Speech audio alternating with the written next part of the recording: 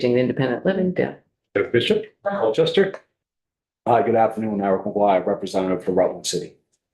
Good afternoon. I'm Dan Noyes. I represent Woolkit, Hyde Park, Johnson, and Belvedere. And Representative McGill is just joining, so I won't try to mention all the towns in Addison County. And then we go around the outside. Melissa Stennett, yeah. Angela Smith Jane, Deputy Commissioner, and Jennifer Gary, Dale's Developmental Disability Services Division Director. It's a lot of these. Bill Kelly, Dale Finance Director. Big Fleet Alzheimer's Association, Amy Johnson, Vermont Care Partners. Mary Hayden, Vermont Association of Area Agencies on Aging. And Laura Hughes, Committee Assistant. Okay. Hi. The floor is yours, Madam Commissioner. Thank you. First, I'm sorry, I say that and then I interrupt. How would you like to handle questions? Would you be able to just kind of move through and then come back for questions? Whatever is your preference? I'm fine to move through. I mean, to have back and forth, move and stop for conversation. So stop me anytime and we'll engage. Okay.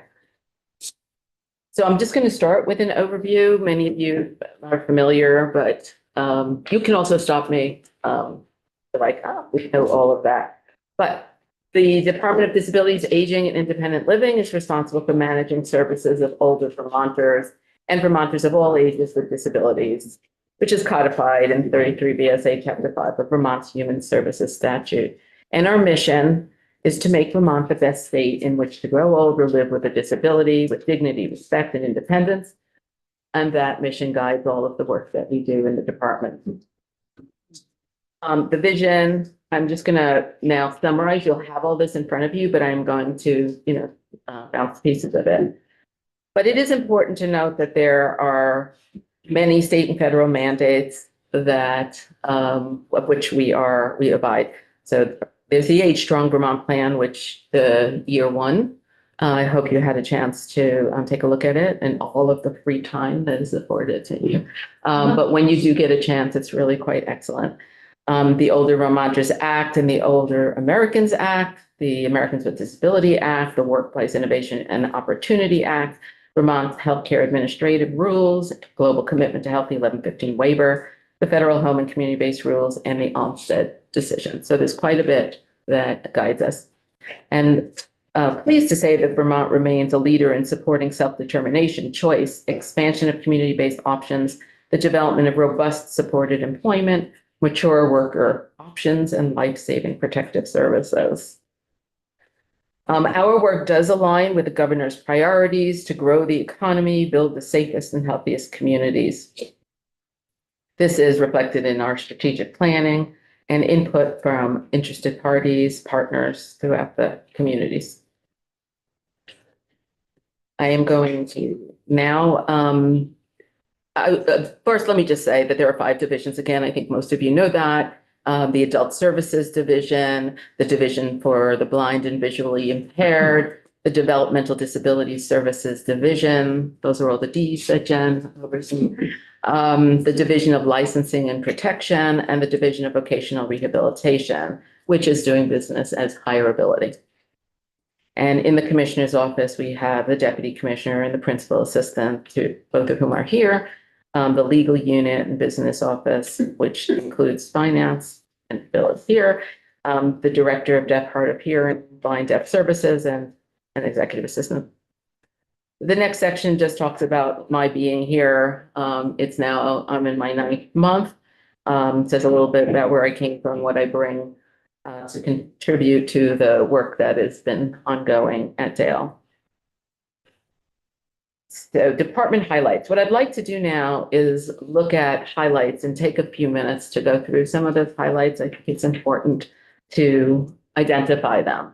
They are going to cut across different divisions. So when we get to the big section on divisions, it'll be a very quick overview there. But here at the department level, it's good to see the breadth and the range of the work that we do, and also some accomplishments. So as I mentioned, the Age Strong Vermont Plan is a multi-sector, multi-year plan. The first year of implementation has now completed. There's a lot to say about what was done in that year, and it is out now in the progress report. It's also available online, and as is a public-facing goal tracker that keeps people apprised of the project plan, essentially, toward the progress towards the goals. There are objectives and goals that are embedded within the Age Strong Vermont Plan. I don't think I ever say the Age Strong Vermont Plan without smiling. It is a very good multi-sector, multi-year plan. It is 10-year plan. So at the end of that 10 years, if we're successful, it's going to be significantly enhanced experience for older Vermonters in Vermont. Developmental disability services supported housing. So this is part of the pilot program that was supported through Act 186 in 2022, and Riverflow Inc. opened its doors. It is a remarkable facility where there are in Moncton, where 4 individuals with developmental disabilities, rather complex needs, now live, along with 2 of the people who provide services. Also, that is their home. That's a model, an inclusion model, and it is up and running. This was achieved as many of the pilot programs are doing with public-private partnerships, including the AHS, the Agency of Commerce and Development, the Vermont Housing Improvement Program, Efficiency Vermont, and private funding efforts. And we'll see different combinations of folks who have come together around the pilots to help with funding and implementation. The Developmental Disability Services Division Quality Assurance, we did a presentation on quality assurance for this committee, so I will just skip that over because you got actually a deep dive on that. Pathways to Partnership Grant, the P2P. We're very pleased that our division of blind and visually impaired is the lead on this multi-agency effort to focus on high schoolers transitioning to work and being sure that all have an opportunity to connect up with opportunities that they otherwise would not have been able to access or pursue. This includes people with all types of disabilities and challenges. And again, partnerships with the schools, with community agencies across the board. There's a lot of partners. I guess that's why it's called Pathways to Partnership. But it's a grant from the U.S. Department of Education, Rehabilitation Services Administration. I guess I should ask, given what, we hear lately in the news about the federal administration's plans to dismantle the Department of Education. So to what extent do you think this grant or anything else that you might have in the budget that is sort of like grant funded like this is at risk? So obviously we don't know what we don't know. There's plenty of uncertainty right now. It's business as usual. There are different possibilities. The grants, and this is one grant, Higher Ability has many grants. Most of their grants come through the Department of Education, the federal grants. So it's bigger than just this one, as you know. So different possibilities could be that these grants continue, but under a different agency. Possibly could be some thoughts are, we have no idea. You have nobody.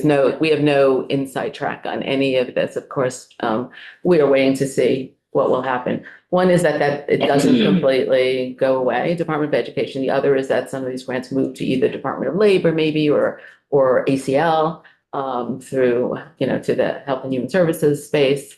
So we're not sure whether there will be a flow that interrupts for these funded programs. You're not getting any communication. Nothing more than what you would probably be getting or what you would be what your supposition would be about is probably in line with what ours is. So, but without having the ability to forecast, we are just proceeding because our current state is that there's nothing that's been disrupted in this space. Thank you. Direct care workforce is a major focus for us as it is across the country. And Dale was chosen and we were very pleased to be chosen as one of 14 states to participate in a state peer learning collaborative focused on direct care workforce. And the purpose of that collaborative was really to be able to gain access to technical assistance, best practices, subject matter experts in the field, learning from others what has worked and what hasn't worked. And this is ongoing. You will see a campaign coming out shortly to encourage folks to think of the field as something that might be a good fit for them. Mission Care at Bennington. So that did open in September. They have since accepted 16 individuals who have complex care needs from across a number of different services. And it includes several people who had been sitting in a hospital type bed without, really having their needs fully met the way the eligibility requirements for nursing home level of care for hundreds and hundreds and hundreds of days. So in that respect, it is really has some positive impact on that system. In Rutland, said that they were now able to open their intensive care service, which was backed up because they had people boarding there. So we are glad to have Mission Care on board.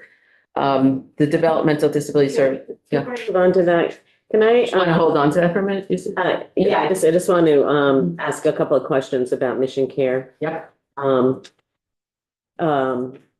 So I'm just curious, I guess, what will be the process for reviewing the actual expenditures there? I know that we're paying a premium price for, I don't know what the special unit is being called, but I'm just wondering what review will happen to see whether or not, frankly, we're able to reduce the cost of the services that are there.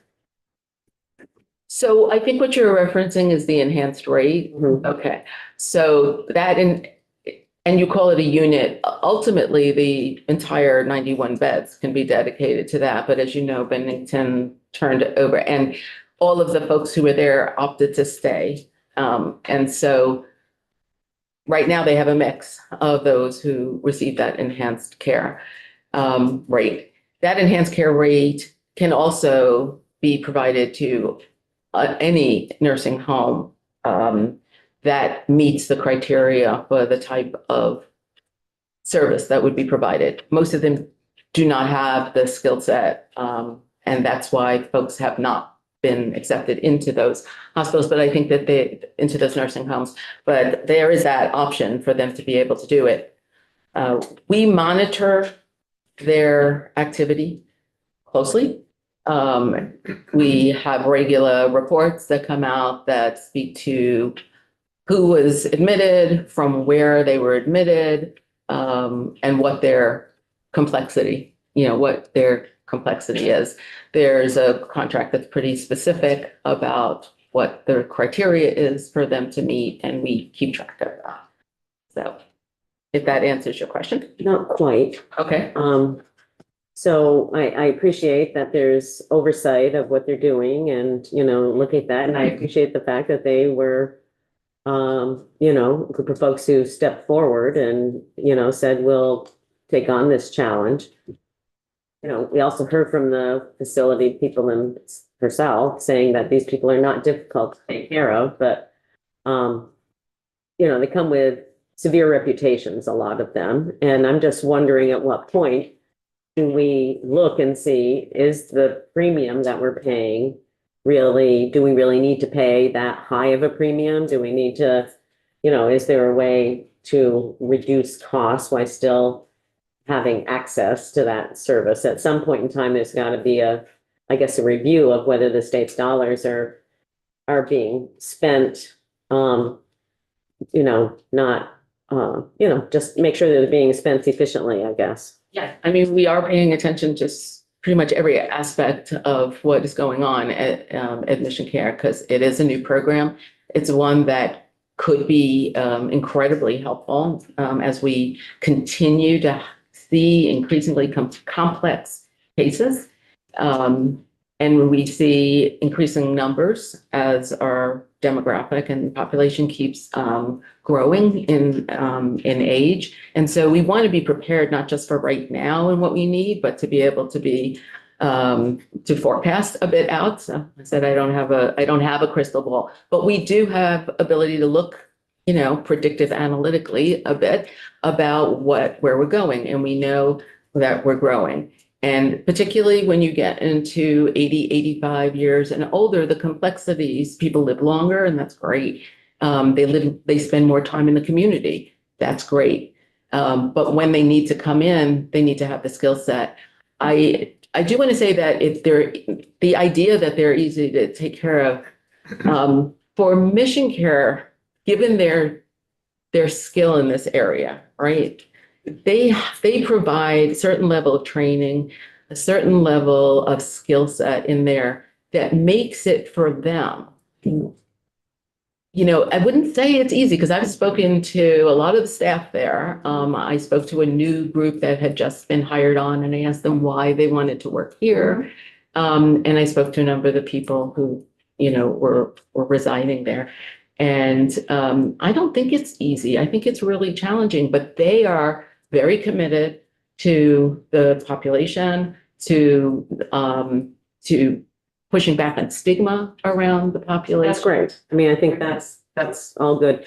And I actually really did misspeak. I didn't mean to say that they were necessarily people easy to care for, but I just had the distinct impression that, yes, we were paying a premium, and we were paying a premium, not necessarily, and it could very well because of what you just explained, that organization's level of expertise and experience.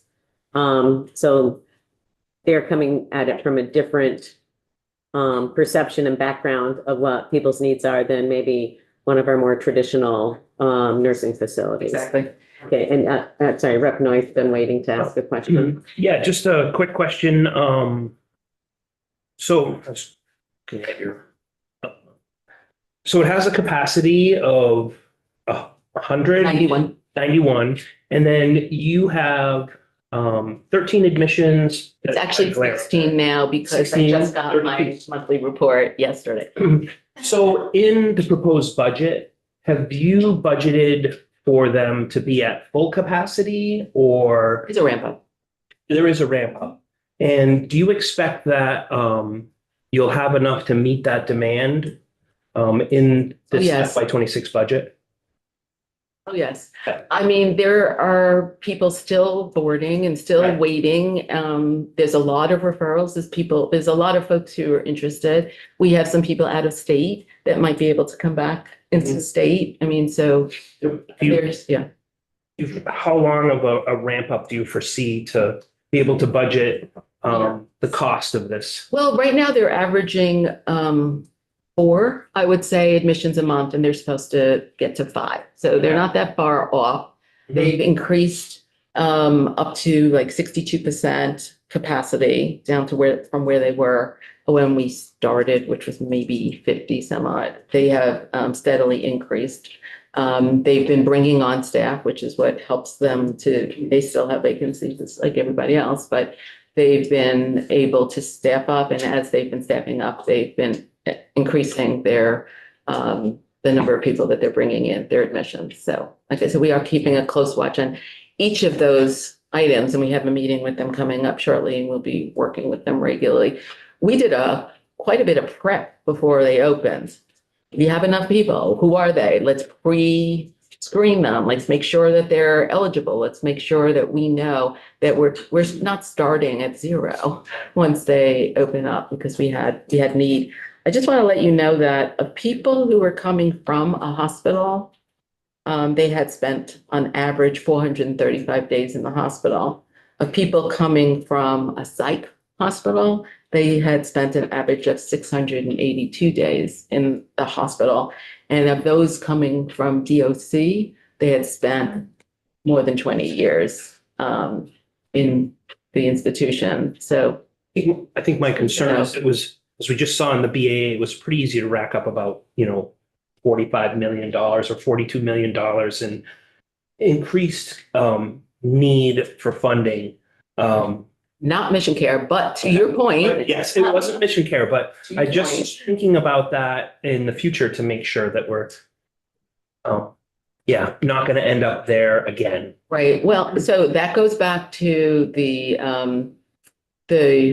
rates, Mhm. that in 2026, the nursing home rates get adjusted. I know that that's very particular for nursing homes and not for other levels. I think he was talking about the occupancy, the 78,000 days. Oh, is that what you were talking Yeah, but about? So let me, combination of the both. Okay. And so, yeah, right away I went to EFRs. no, that's okay. Because that was a lot of money too. I lumped them together, but I shouldn't. Okay, so let me say the 77,000, so it was budgeted. Yeah. For basically staying steady to the previous year, which is what the graph was showing us. The fact that it ticked up a little bit is what happened with the 77. And so that is being addressed in this budget so that we just wouldn't expect that.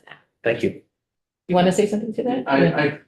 For the record, Bill Kelly, instructor, I could just add that, as you know, last year we had 5 million added to the base budget for mission care. And so that's there for the ramp up.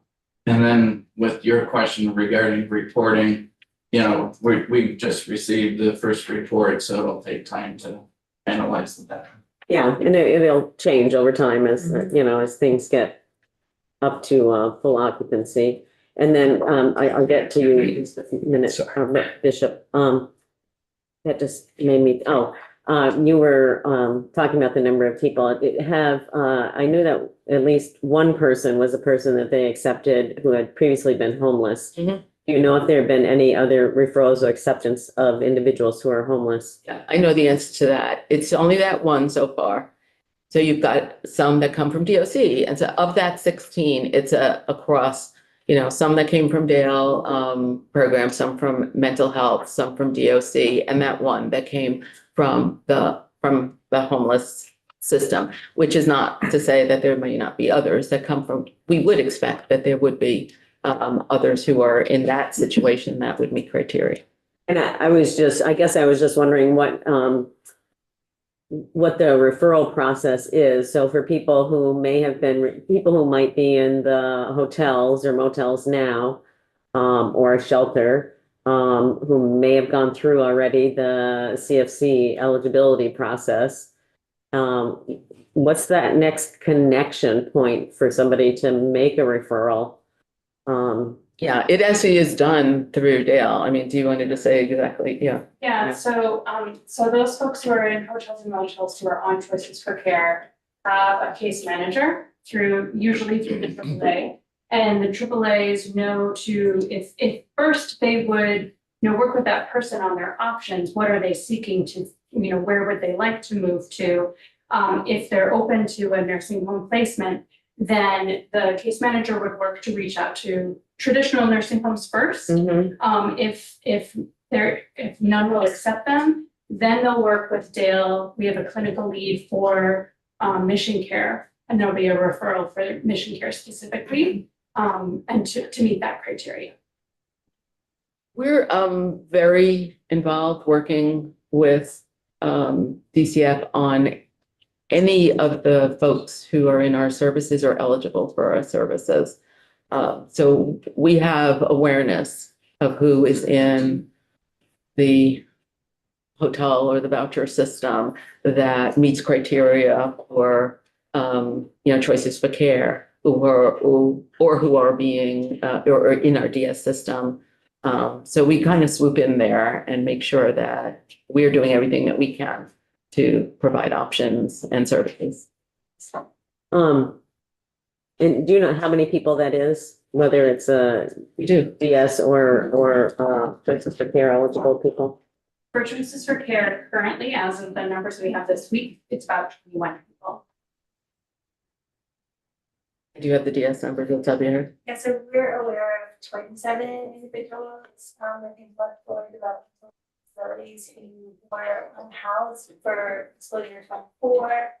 Some of them are connected with, their designated agency. We have a 20% in on staff as well as a backup person who work to ensure that they're obtaining stable housing, as well as that those same 2 people who are working with economic services division for anyone who's identified as potentially eligible, so that we can connect them with services if that's their choice, so that we can work to get them the public supports to find and maintain.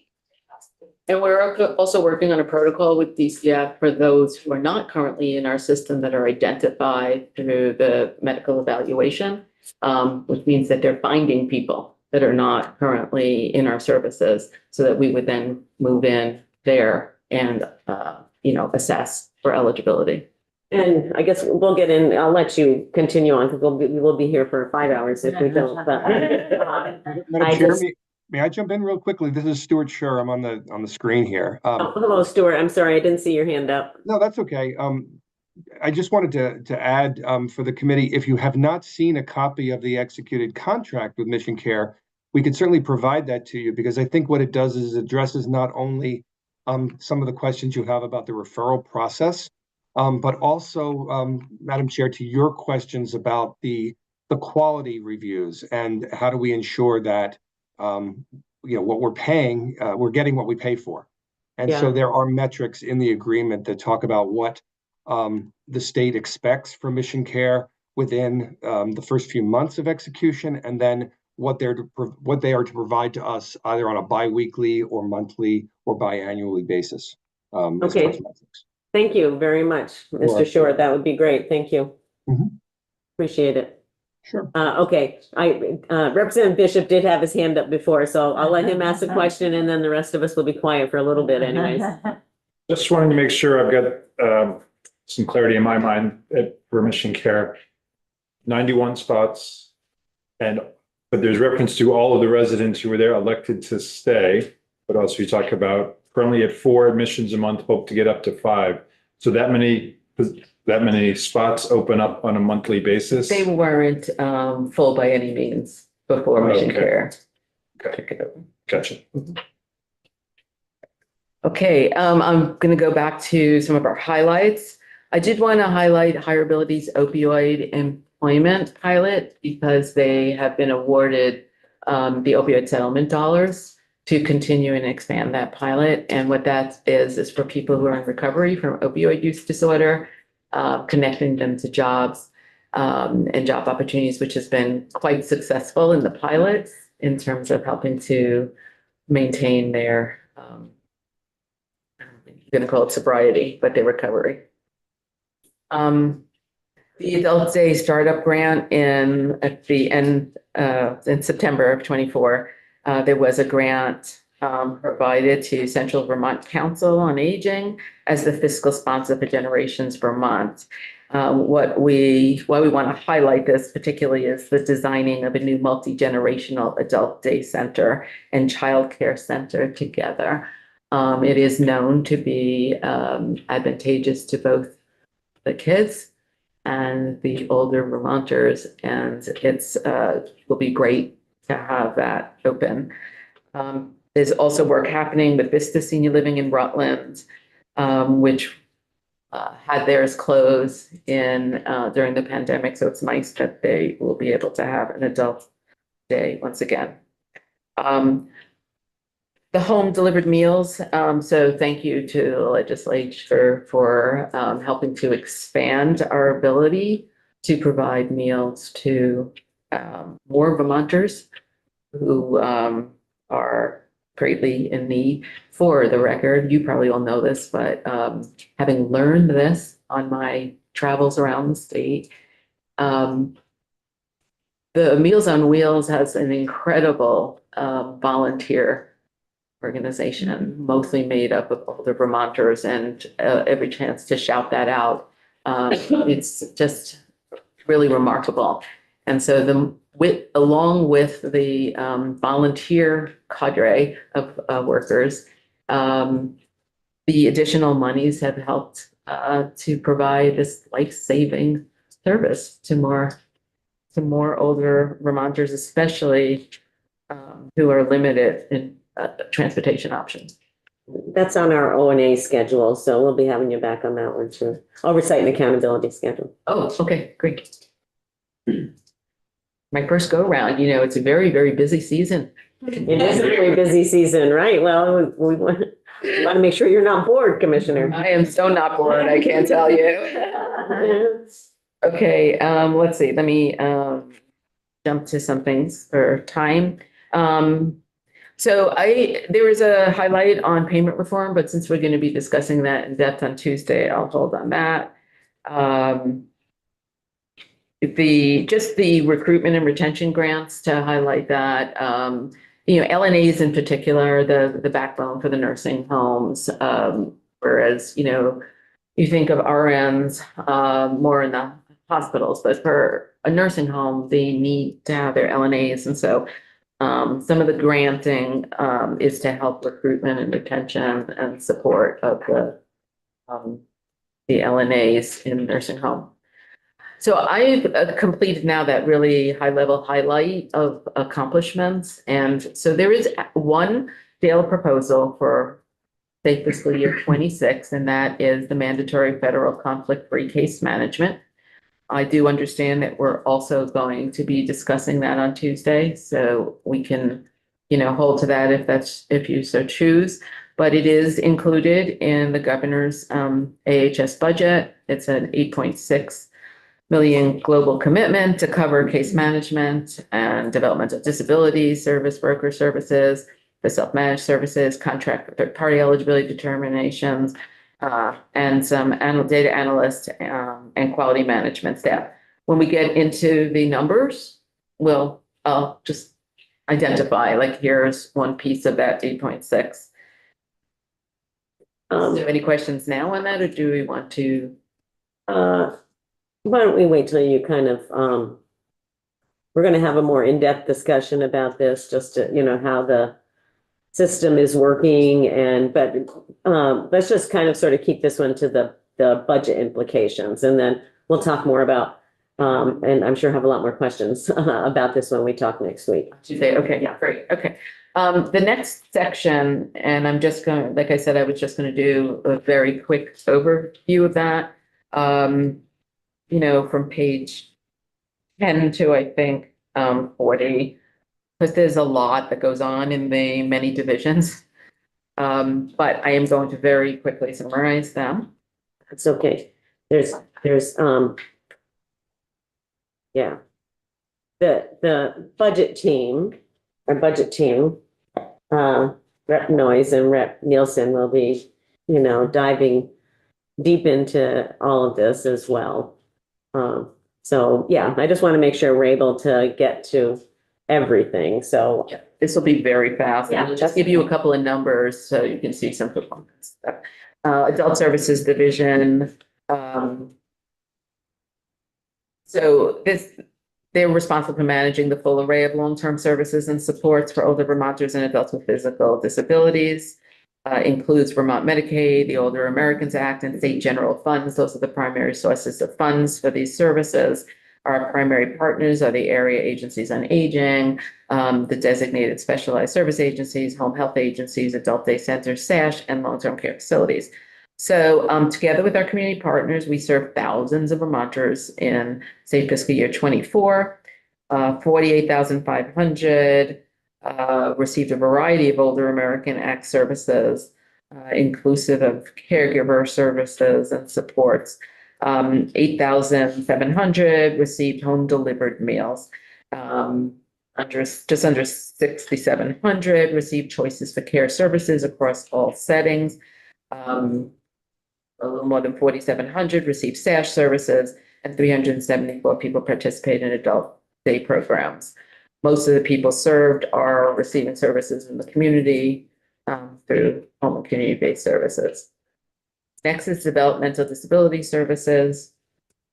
Supports for people to live, work, and participate as integrated citizens in their local communities, pursuing choice, their own choices, goals, aspirations, and preferences. This includes the public guardianship. The Office of the Public Guardian resides in this division. And there's nearly 3,400 people who were served in home and community-based services, 1,000 served by flexible family funding, 646 by family managed respite, 462 in the Bridge program, 755 through OPG public guardianship, and 328 as OPG as representative paid services. The next is the division for the blind and visually impaired, who assists those who are blind or visually impaired to meet their employment and independence goals. Over 1,000 people are served, 1,163 in their programs, and training hours through LEAP is 2,340. And they lead the P2P or the Pathways Department. And Division for Licensing and Protection is divided into two branches. Survey and certification is the licensing and certification body for the state, and to ensure that minimum state and federal regulatory compliance is met. And then there's the Adult Protective Services, and APS investigates allegations of abuse, neglect, and exploitation of vulnerable adults, implements protective services as necessary to limit future maltreatment. Survey and certification conducted 266 on-site investigations at 492 in response to 492 combined complaints and self-reports across the state, which was an increase from the previous year. Adult Protective Services received nearly 4,000 reports of alleging abuse, neglect, or exploitation of vulnerable adults, which is down by 1% from the previous year. Anything that's down in that regard is good. APC completed over 400 investigations and assessments and conducted through the new statute. And that these investigations also decreased some, which is always our preference. Hireability. That's the mission, to help Vermonters with disabilities prepare for, obtain, and maintain meaningful careers, to help employers recruit, train, and retain employees with disabilities. This is incredibly important at a time when the business sector, manufacturers, the whole range of business sectors are looking for particular skills. And for folks to be able to be provided with those skills and then match the skills that are needed is a win-win. And I got to see quite a few win-wins during my listening tour. And it's really great to talk to those in the manufacturing business world about the impact of this program. Nearly 7,000 individuals were served in 2024, which is an increase over 2023. Over 6,000 served in the core hireability program, and 5,700 served the previous year. So this is just showing that the hireability was increasing its impact this past year. And then, of course, the pre-employment transition services for those coming out of high school. So that's the divisions. So next we will look at the numbers.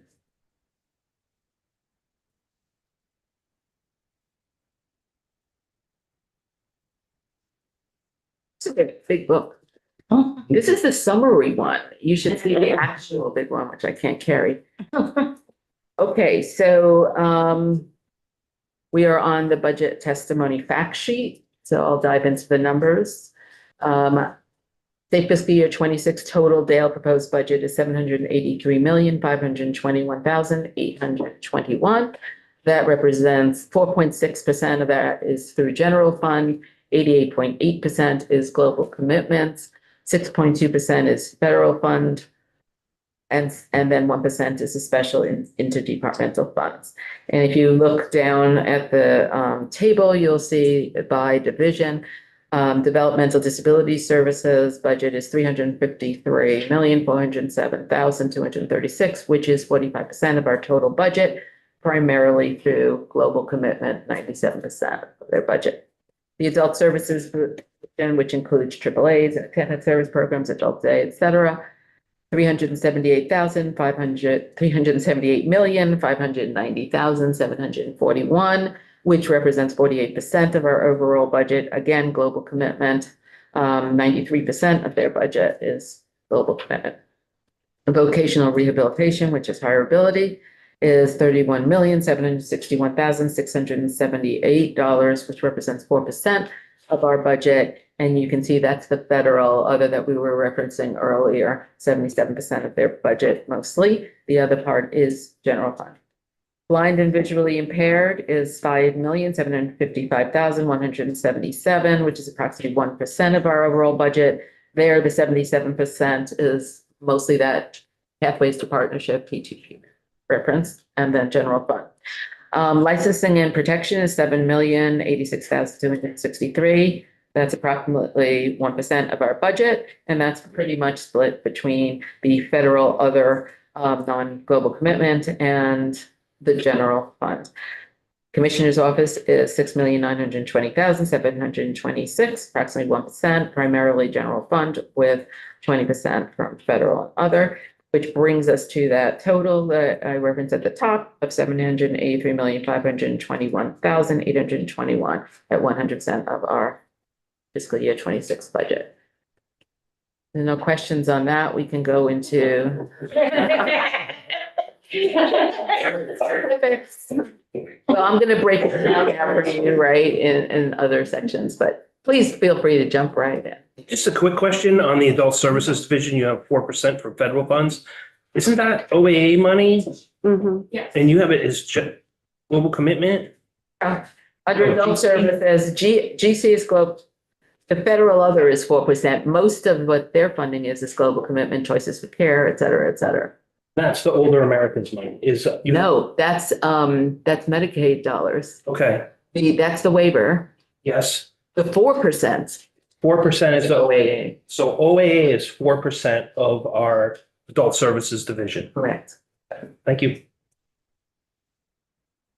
You probably thought it was more, right? I'm just pointing out it's not much. Yeah, we have a large program or two large programs in our department, developmental services and choice for care. It definitely plays with the numbers. Mhm. You know, percentages mean relative to what, right? So Mhm. Hopefully it'll be reauthorized. I'm going to move on unless you stop me. Okay, team. On the next page, what we have is the summary of changes from fiscal year 25. The total change for 26 from 25 is 65,443,883. That is from administration and support. It's the first one is the net increase in salary and fringe from internal service funds. That's 2,538,257. Second one is the conflict-free case management. So this is one portion of the 8.6, and this is 1.289. And this is for 5 new positions, 3 in adult services for quality and program participation specialists, and 2 in DS for data analysts and estimated eligibility determination contract requests. So that's 1.2 of the 8.6. Next is the adult services division grants. Which will, On that second line there in the conflict-free case management, yes, how much of that almost 3 million is positions and how much of that is the contractor costs? Bill, do you have that broken down? If you give me a minute. Okay. Okay. Should I go on or do you want to wait for? Just quickly along that same lines, is it did we get money from the feds to implement that program? Like is that federal money or is that general fund money? If we go back to the previous. Should be GC eligible. Go ahead, Bill. Go back to. Yeah, you can answer that question and then ask the next one. So the contractor staff estimated at this point is put 660,000 and the position to the balance. And now, so it's about half, okay. And then I'm presuming that this is GC eligible, is it, or? COI. I believe it is. We'll let him make sure. I believe it is. Well, so. In global commitment, there isn't global commitment for admin, it's the old Medicaid.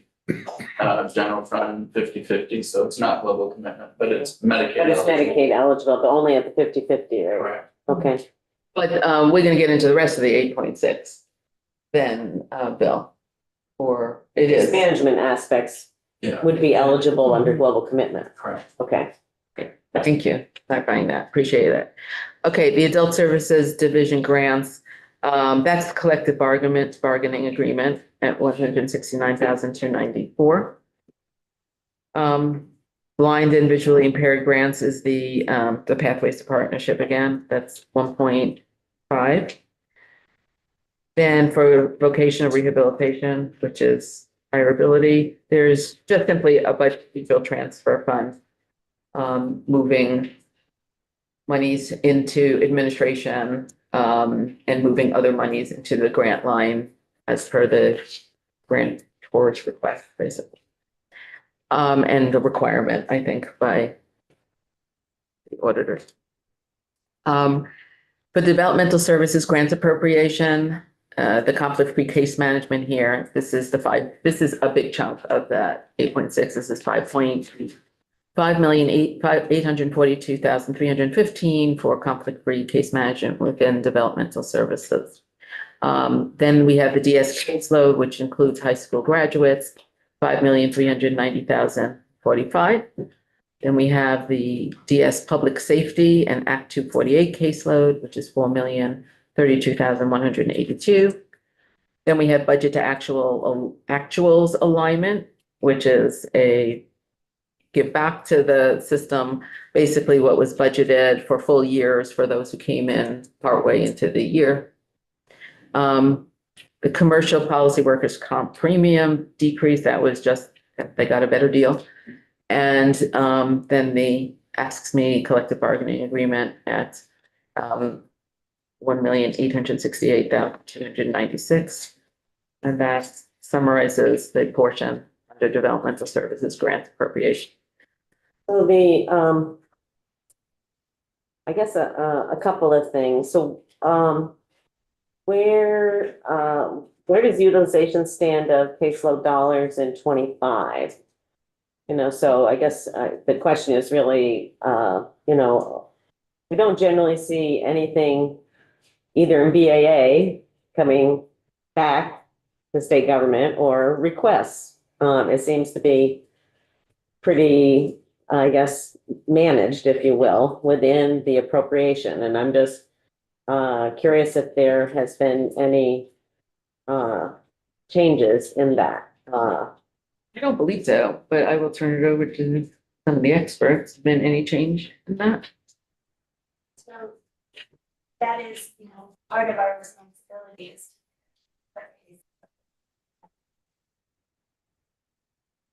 We asked for an increase from our public funding funds and BAA in my tenure. GMDXCR were pretty clinically flexing.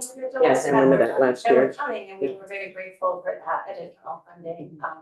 But certainly it's something that we do take as a very serious responsibility. So we've been very fortunate. We work very closely with our business office. We work very closely with our providers. They also take that responsibility very seriously. To manage closely to this piece of development. We have not had such a problem for some dating BSA. Good, maybe that's a model maybe that other places could use in state government. Just saying. So it does look like you're, and maybe you're gonna go into this a little bit more, or maybe not. It looks like your public safety caseload request is higher this year. Could you go into the reasons about that or what that's made up of? Yeah, so the numbers for public safety, for those who meet the criteria for public safety, have been increasing. Act 248 is relatively stable in terms of the numbers, but the complexity across the board is significant. And I mentioned that in a completely different space. I think I mentioned that around nursing home. But we're seeing increased complexities, meaning more acuity, more co-occurring disorders, more impact of trauma, more impact of, health-related social needs.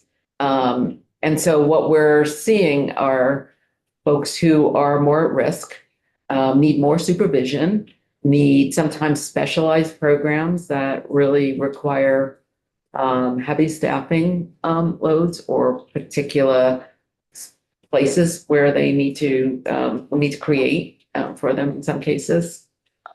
So the expense is more, and the challenge is greater. So it would be helpful if you could provide some, I guess, backup information about the average cost per client and maybe how that's changed over time. I can give you some right now. So, as far as under public safety, which includes Act 248, the last 3 years, it's been 19, 17, and then 26 in 24. So there's a significant increase there. And then an average cost in 22 is 1.6 million. In 23, 3 million, and in 24, 4.8. So there's the 3-year average to what we're asking for. I meant the per case. I don't, I would have been surprised if you had the per case The math. cost, Well, we could do the math. but. We have the numbers. Yeah, We you have the don't have cost to and do we have it, the you don't have to do it on the fly, but Yeah. if you could get back to our budget team about, Fine, I'm probably gonna do it. I know, he will, I know.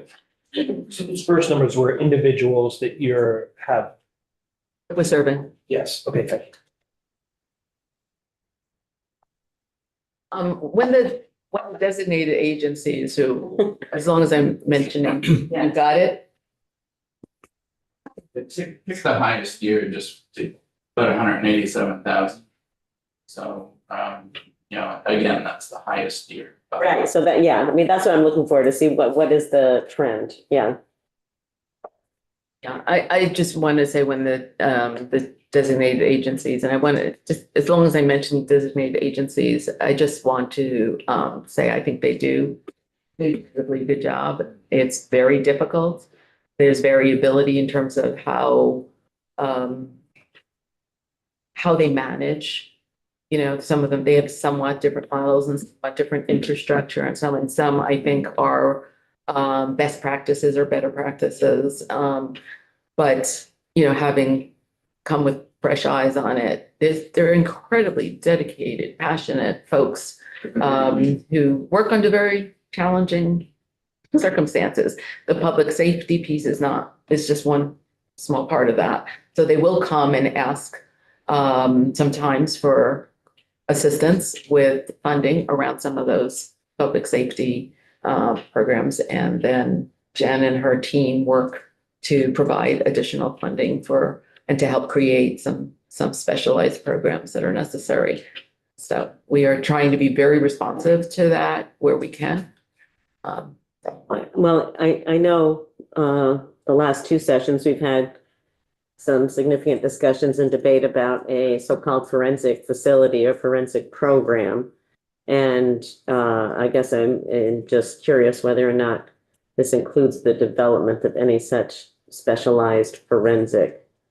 So it wasn't in the budget, and it's not something we're prepared to, propose. That's fine, that's good. Yeah. Okay, you're not gonna hear any disagreement from me about that. Yeah, So okay. I just wanted to make sure it's not buried someplace and then I'm not missing it. All right. The brain injury or TBI program, utilization increases, 350,000 for that. Here you see the conflict-free case management again, because it's also relevant to the brain injury TBI program.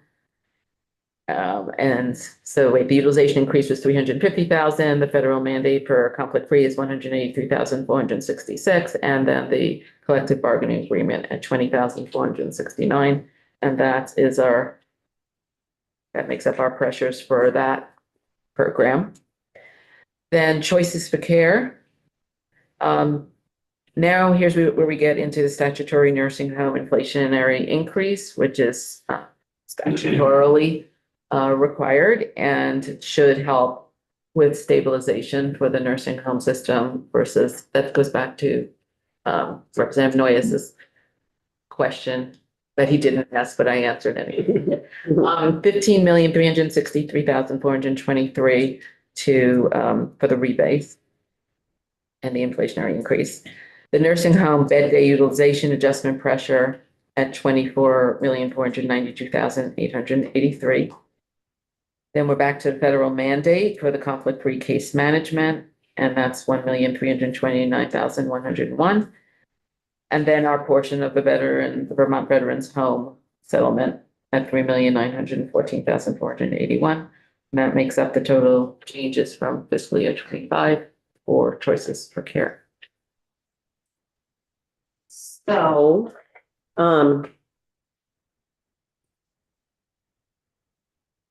okay. So what I'm seeing is our highest cost setting getting an inflationary increase. I'm seeing sales staff, through the Pay Act, in which I don't begrudge anybody, getting pay increase.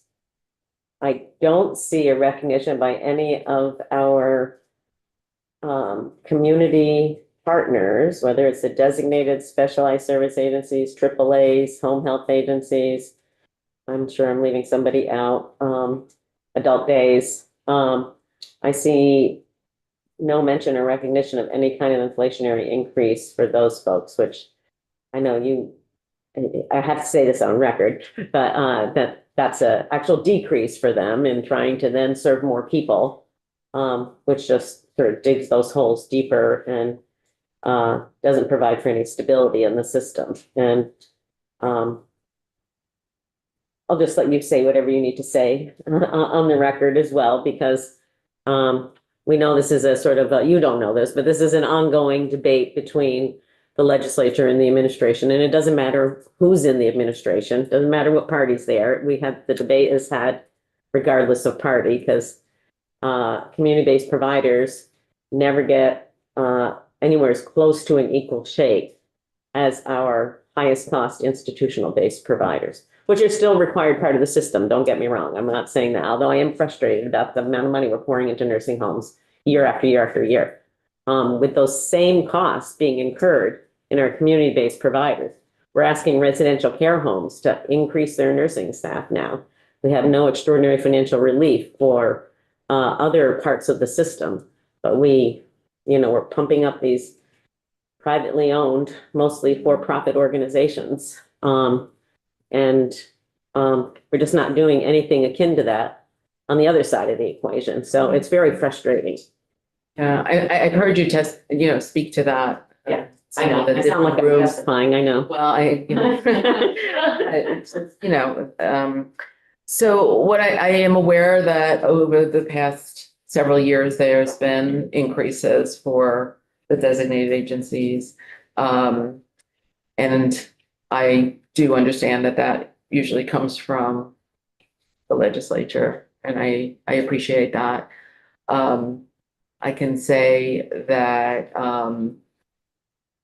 the budgetary constraints are what they are. I can say that we do try to support the designated agencies when they come to us with enhanced rates, that there are possibilities for that depending on what the circumstances are. Tends to be because of budgetary constraints, it tends to be individual case by individual case as opposed to across the board, which is not nothing. And I know that we'll have this conversation about payment reform, but I do think it also will give us a good view into exactly how the money is being spent and an opportunity to have conversations, I think, with more detail and specificity than we can have right now about the money and the money flow there. So Just had to kind of put that out there. I appreciate that.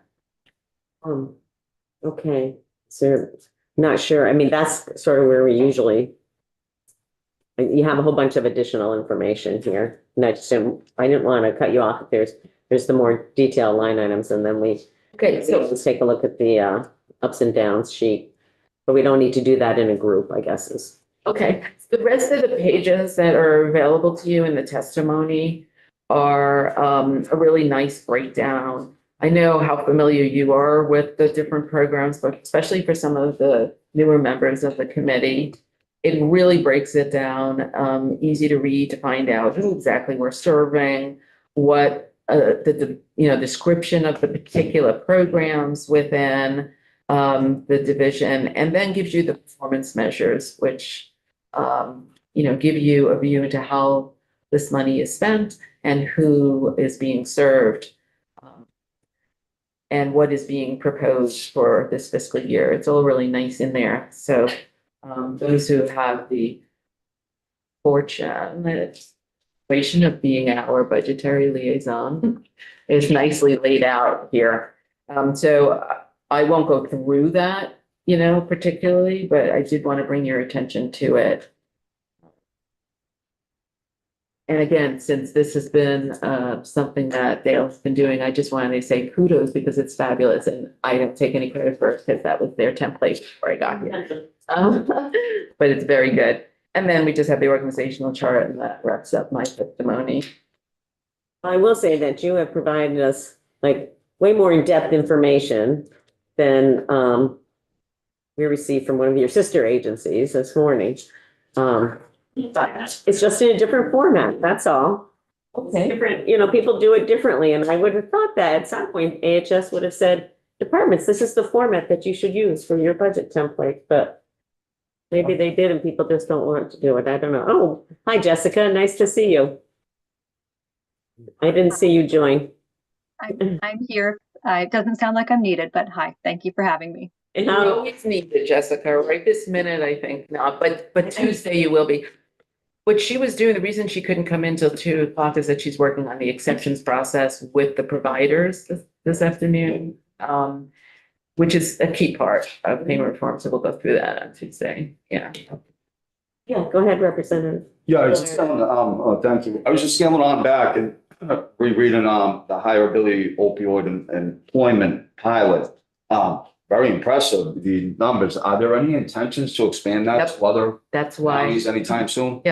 That's why they applied for, and we're very happy that they received the opioid settlement dollars, because that's significant multi-year investment in expanding the pilot.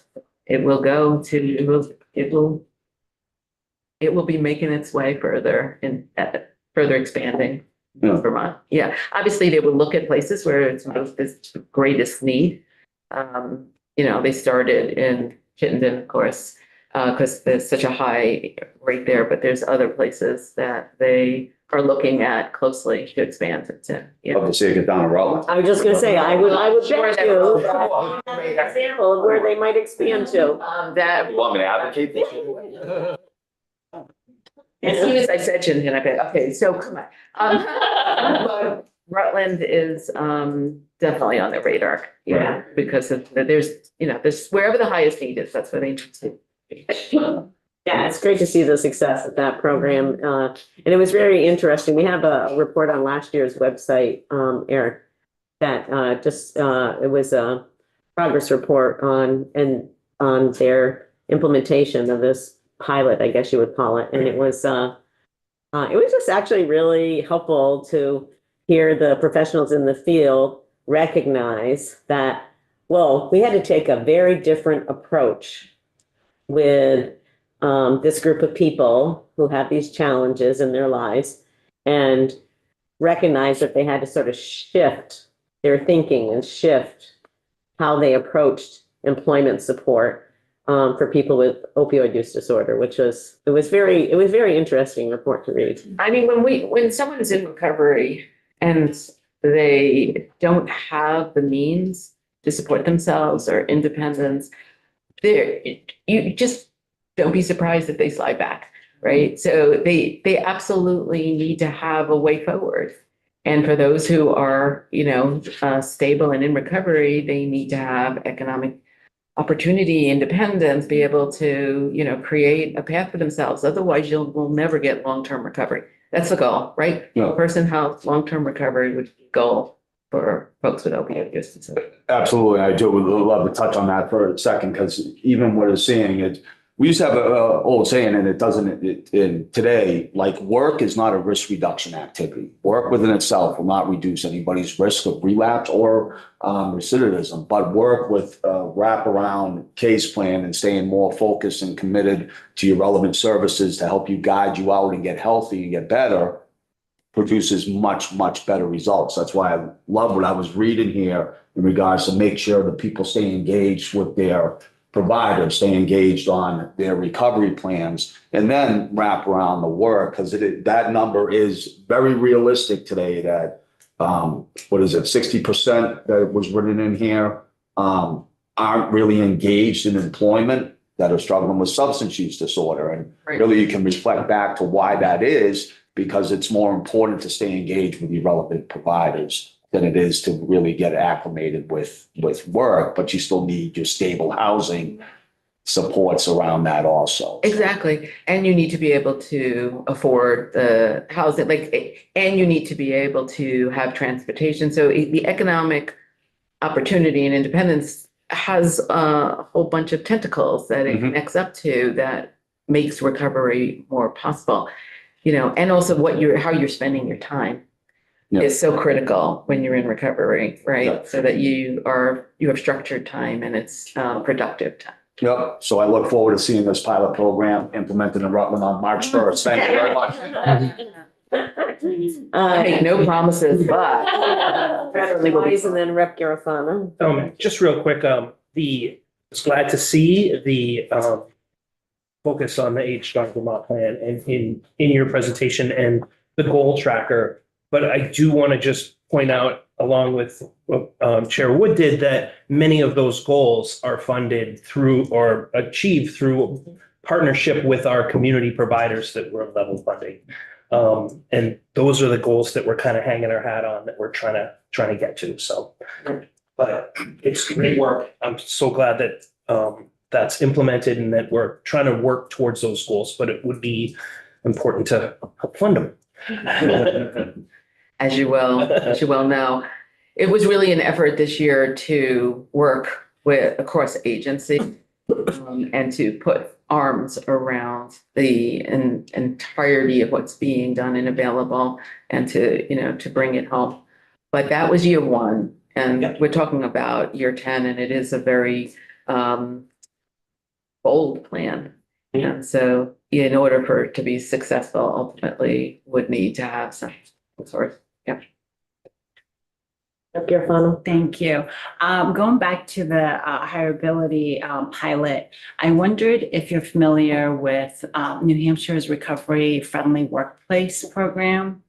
So that's the other side of having the administration, the state work with businesses to make sure that they have the education, the information that they need. So I encourage you, if I've had a couple conversations with the administration representatives about this, but I haven't seen traction as far as having Vermont being a little bit more proactive in educating employers, especially larger employers, and what does it take to hire and retain people who are in recovery, and removing the stigma from if they need to go to a meeting or a treatment or things like that, that it's treated without this stigma and perfectly okay to have that work. So that strategy is a part of what hireability does, right? Similar to what New Hampshire does on a wider scale. And I don't know whether the SUD unit here is doing that, but you know, I'm sure you have opportunities to talk with them. But that is clearly part of, it's, first of all, it's part of working with that sector, right, in terms of their comfort with embracing this work. That's also true when they're working with folks with developmental disabilities, right? Because there's often, I mean, we know that there's often concern because we're not just talking in higher ability about a job. We're talking about potential for those who are interested in careers. We're talking about certifications and potential for degrees. And it's a mind change for people to think like that and to say, I want folks in my business. One of the places I went is a defense contractor up in Newport, Derby Line area. And they basically build like helmets and things. And they have hired several. There were at least 4 people currently who were working there. And they were like, they had no idea that this would be so successful. They were interested in hiring more folks. It's just, I think, exceeds people's expectations, and you do need to lay the groundwork for that. I mean, I remember in some of the early days around people with lived experiences in general, coming into work settings and how much work needed to be done with human resources programs, with other staff, you know, with supervisors to develop a space where people felt welcoming. And then once the experience is almost uniformly positive. I haven't heard much where, you know, this didn't really work out right, because there's so much support, I guess, to your point as well in that field. So thank you. One thing I want to sort of roll back a little bit and think a little bit more about is the close to 50 people, roughly split between Choices for Care and Developmental Disability Services, who are in the motels now, who have already been determined eligible and already receiving some level of service under either one of those programs. And I guess I really want to see what are the active plans that is taking place for those 50 or so people. You know, I'm interested to know that if somebody talks about a housing option, you know, does a case manager take that person by the hand and say, let's go on a little field trip today and let's see what that looks like? Or I'm just, I find it frustrating, honestly, that we still have that many people who have funding allocated for wraparound services for them, and they're still living in hotels. Well, some of those 27 are not. Yeah, I mean, some of that has already been effective and has been moving. So it's not, right, maybe you can speak to that. So it was 27 in fiscal year 24. And so for some of those individuals, they may have accessed the hotel voucher program for a short period of time. And then access agency resources like an Airbnb, or the agency provided funding for a hotel room while they looked for more stable housing. So 27 was the total number in the fiscal year, but it isn't necessarily the number now. We find that we don't have the ability to like search through that. We don't have a full database currently. But that'll be one of our recommendations. It is, and it's actively being corrected as part of our conflict of interest work. So I'm pleased to report, and we are in the active phase of obtaining a database. So that is something that we will be able to track more closely and in more real time. But so certainly as agencies identify that people were in need of accessing the voucher program, we quickly would say, this is not the use of that resource. Let's identify how we can move you out of a resource that should be available for other Vermonters and work within the resources that we have. So I would really like to just call out the work that our agencies did to move That's that great. very quickly. Yes. And then, as you said, sort of say, like, where is there other housing available? Where is there available housing within the agency? Yes, some agencies have that resource and would look to repurpose other resources that they had or other housing options, or find housing within the community. For individuals, identify wherever matches for their living, if that was the person's preference, or other options for their independent living with supports was what was right. So there was a lot of work that happened that continues to happen today. So while 27 was the number, they didn't all access the hotel motel voucher. That was the number of people who were unhoused in the fiscal year, or they reached through that program as quickly as possible. We've been trying to get a sense of how many are actually unhoused in both Choices for Care and in DS, wherever they are unhoused or experiencing housing insecurity, because we don't really want to wait for it to get any worse. We want to, that's why I call swoop in with services, assessments. When you say what do they do? What are the eligibility? What is the preference? What is available? What opportunities?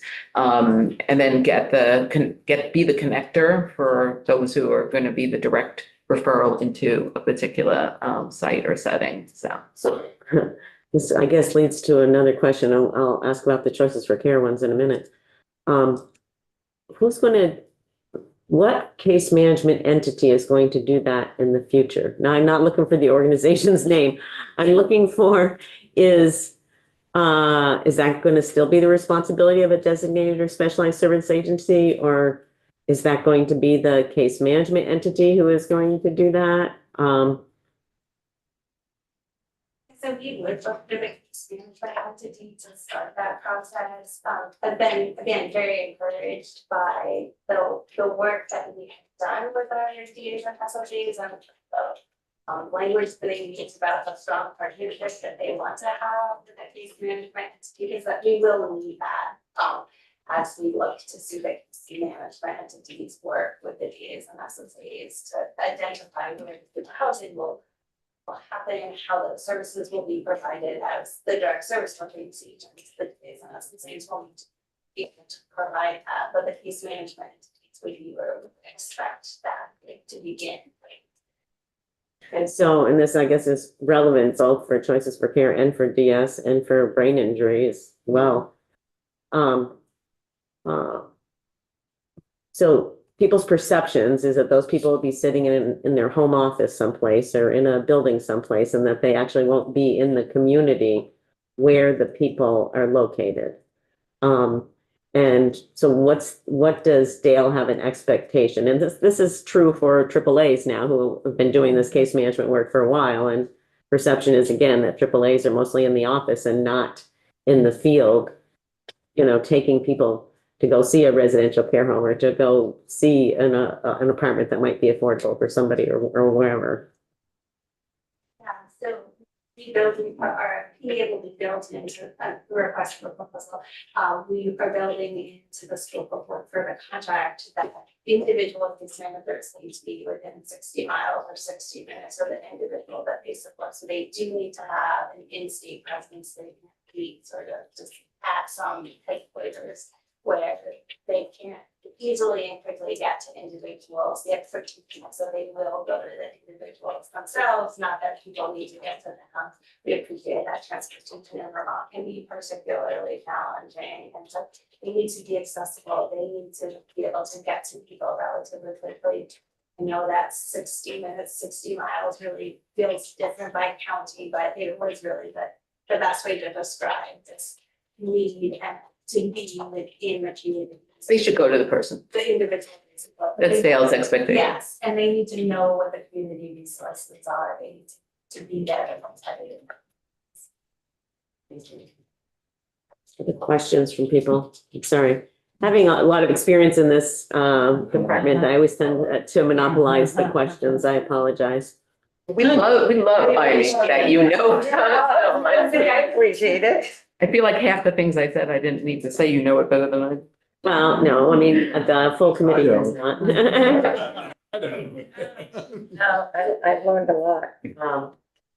Well, we definitely recognize the amount of challenges and the amount of change that is happening and the amount of work that's gone into it. So I'm glad Jessica's here because I know she has been on the line doing a lot of that work as well, as other people on your staff, and recognizing it's really having gone through a systems change process similar to this many years ago, but recognizing the stress that it puts on everybody, whether you're a family member, an individual, a person trying to support those individuals or people's at the state level. It's difficult all the way around. So appreciate the dedication to making sure that this is going to, within what we have to do our best Vermont version of it, I guess is what I'm going to say. Yeah, and I mean, we're listening to the DAs who are understandably anxious with the uncertainty and some of the things that I have heard them say. We need to correct that, like make sure that we're clear about what is actually likely to be the experience. I think also the transition. One of the things they said is more communication needs to be sent and flow through us, to us, and also to the people that we serve.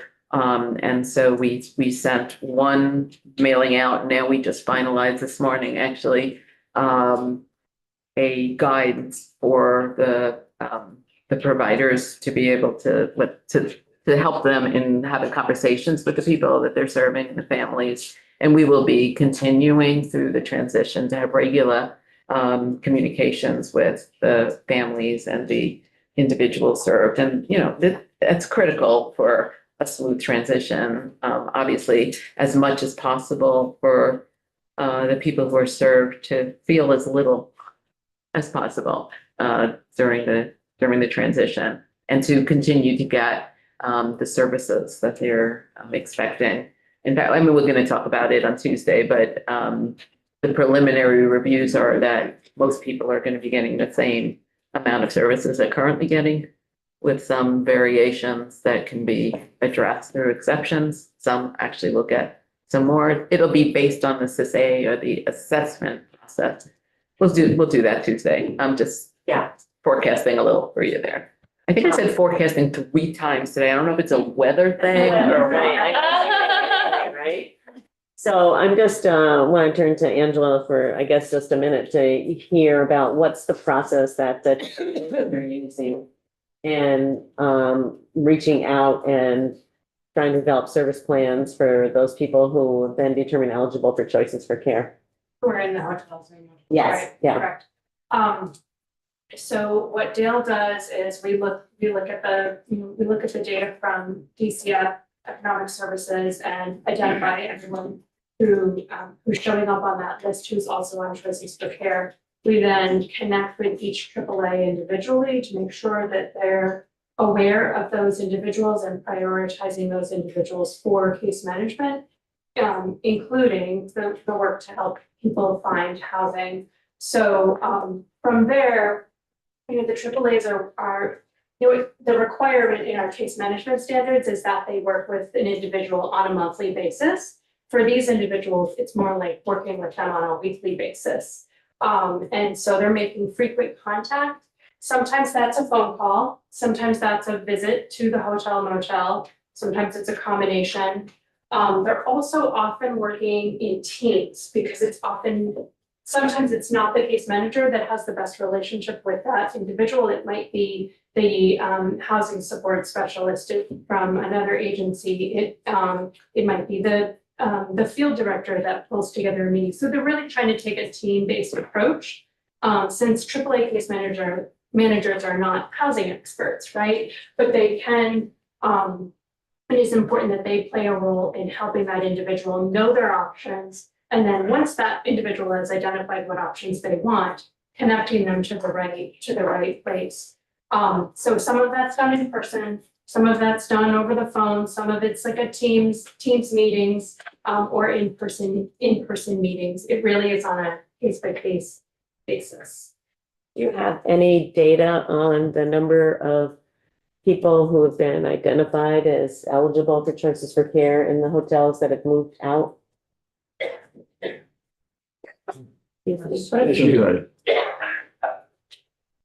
don't have that data with me. right now. We Yeah, I can- didn't mean that to have it with it. I would appreciate if you could give us what data you have on that. And I guess I'm concerned, anxious, I guess is the word. I'm anxious about people in this case management role really understanding the need to be in the community, meeting where the person is. And, calling, I'm not saying this is what's happening, but, this is my vision of what some of the things could happen, calling and saying, well, there might be an opening at ABC Residential Care Home. Here's a telephone number and you can give them a call. That kind of thing won't suffice, people, especially when they're in stressful situations, that what they're gonna want to do is to stay right where they are because that's what they know is being safe to them right now. But we also know it's not really safe for a long-term process. And my experience has shown me that,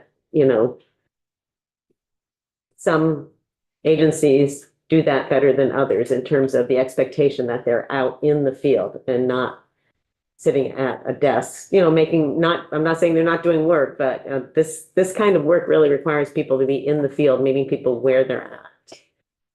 So, I've heard you speak about that before, and Angela and I have spoken yeah, about that. And, in her description, you'll have heard that the expectation was that they go, or whoever it is that's part of the team that knows the person best, as long as there's some more of a, what I would call a hands-on direct support work going on for those folks. So we can see if we can get numbers of folks who've moved that out. would be helpful. And when multiple people are responsible, then nobody's responsible. Well, I think that. I'm just saying that if you have too many. People responsible. Yes, that's good. That's good. Different roles that's fine. Yeah. Yeah, because those are different things between them, right? Yeah. Can I just, I'm just sorry. quickly, I'd like to take it a step further because you should have some level of contact data. How are you engaging the individual through whether it's case notes? That should be established. You know what I mean by the contact data? We met with this person at this location, or it was a phone call. It'd be good to also see, to elaborate really where Chair Wood was going. Right, I will have to connect with the area agencies on aging and because they will have those types of notes at the agency level. Right. So we'll talk and I'll pull what I can to be able to share. Thank you. Terrific, thank you. Thank you. Yeah. Yeah, go ahead. I was trying to find the report, but it seems like we're getting monthly reports out of the hotel program. Yes, we are. That are, showing, I think 55 or 65 individuals that are over 50. No, it was more like in the 70s. Yeah, So it was I other, can't figure out where it is, but, yeah. yeah. So So they're not all choices for care or. They are not. All choices for care, right? Mhm. I think collectively we have a responsibility We know that to now. engage Yeah. all of that. Absolutely. They're all older Americans Act. Yeah. Right. And figure out how we can get them into a more permanent housing setting. This is exactly why we work so closely with DCF, in the same room, figuring out, identifying folks who may or may not be, in our services, but they may be eligible for services, or they just need support, Well, what we hear, because I think at the local level, there's these, Jubilee was in the room here because she knows the terminology, but the COC, the continuum of care, like housing groups in each region, and it's variable at who shows up. Coalition. Thank you. Say it again, Jubilee? The local housing coalition. The local housing coalitions. And in some places, the designated agencies are like right there, active, doing everything. In some cases, you might see a AAA agency there. In other cases, you don't see either of them there. And it's, it really, in all cases, they all need to be there participating because every single region of the state has somebody who's eligible, in both of those, in the areas that it's under Dale's responsibility. So that's one of the things that we're gonna be trying to work on in our emergency shelter bill, to create some continuity about the system out there a little bit. So, Good to celebrate and see that when that report comes out and see that age group with 0. Remember, it's gonna be about a third of the population, of age, and so we expect to see Gonna see some. everywhere, which is something to both be celebrated and also be planned for, to be as effective as we can.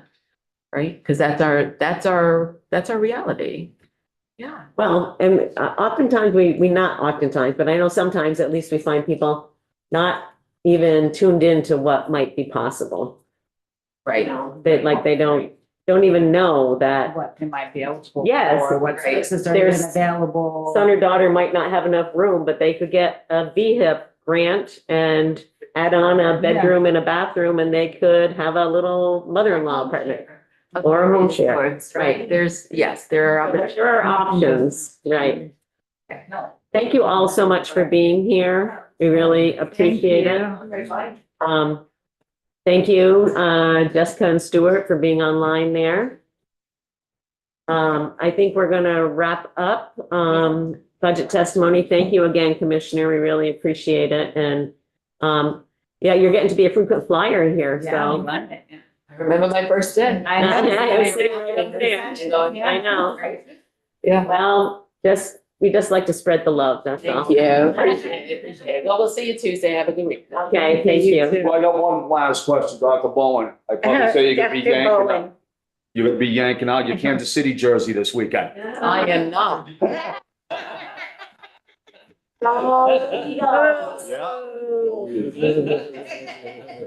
That was bold. I know, that was good. Okay, folks, we're. Yeah, that's good. Okay, I just want to touch base here, folks, before we close up for the day, okay? Sure. Tuesday afternoon, we're gonna see the Dale folks back here. We're gonna be talking about conflict-free case management and payment reform. Okay, two big topics, and Jill and Angela and Jen and Jessica and Stuart, all say Cassie Crackers and Rebecca. No, they never put your name on here, Rebecca. Why is that? Yes. It's a thing. Often speak, and for the record, I'm not so able, Yeah. but I can speak. And then we will be, it is 211 day, on February 11th, if not 211. So we're gonna be having them in the afternoon. They play an important role in access to emergency shelter in the off weekends. And then we will be having the health department in to review their budget on Tuesday afternoon. And, we have scheduled H13, which, Lori, when we get, I think she might have another draft floating around someplace. You might just see if she can, I just want to make sure we post the most latest draft and people can take a look at that over the weekend so that you know what we're voting on, okay? And then, Lori's already got DCF scheduled in for invited Wednesday morning to finish up that discussion.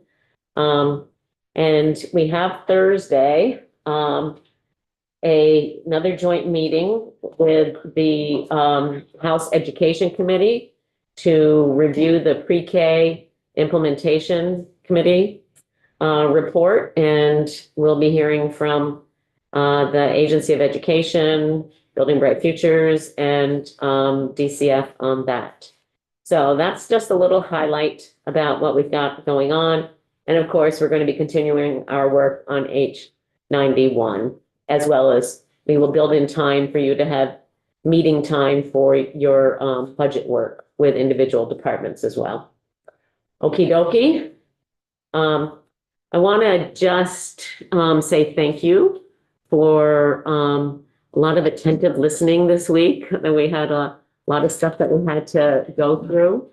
I do want to say that it'd be really nice if people can show up on time for committee, without us having to kind of continually prod. You know, we're all here to start. I make a point to start on time because we have witnesses here. And so I just a little reminder for folks, if we could just make sure to show up and be here on time. I'd really appreciate it. Anybody have any questions about what's happening? You know, what's happening next week? It'll be a busy week. The preschool, Yeah. I've been invited to go to Westward on Sunday to listen to their preschool budget. Is there anything that would be helpful to me to know about the preschool? You can go online and read the report in advance. And where is that? It's on our webpage under reports and resources. Okay, And actually, everybody should do that at some point before I Thursday. need to before Sunday. Yeah, for you, you Okay. might need to do it a little earlier. But that will help inform maybe any questions that you might want to And there might ask. be something I can print off. That you can print off anything that's here. And then I also want to mention that anybody who has any challenges with like navigating the website, finding things, or you know, how the iPad functions or stuff like that. Delia in IT downstairs in the Legislative Lounge is fabulous. She can help you do that. She can help you figure out how to print off your iPad. Sometimes the iPads weren't set up. They don't have all of the right printers on them automatically. So she is more than willing to help you do that. So that's what they're here for. Yeah. Talking about this, I kept losing my phone. Couldn't find this one day. She connects them. Yeah. See? She connects them. Now, if I lose this, I can look it up where this was. So she is awesome. Great. Okay. Have a nice weekend, everybody. All right.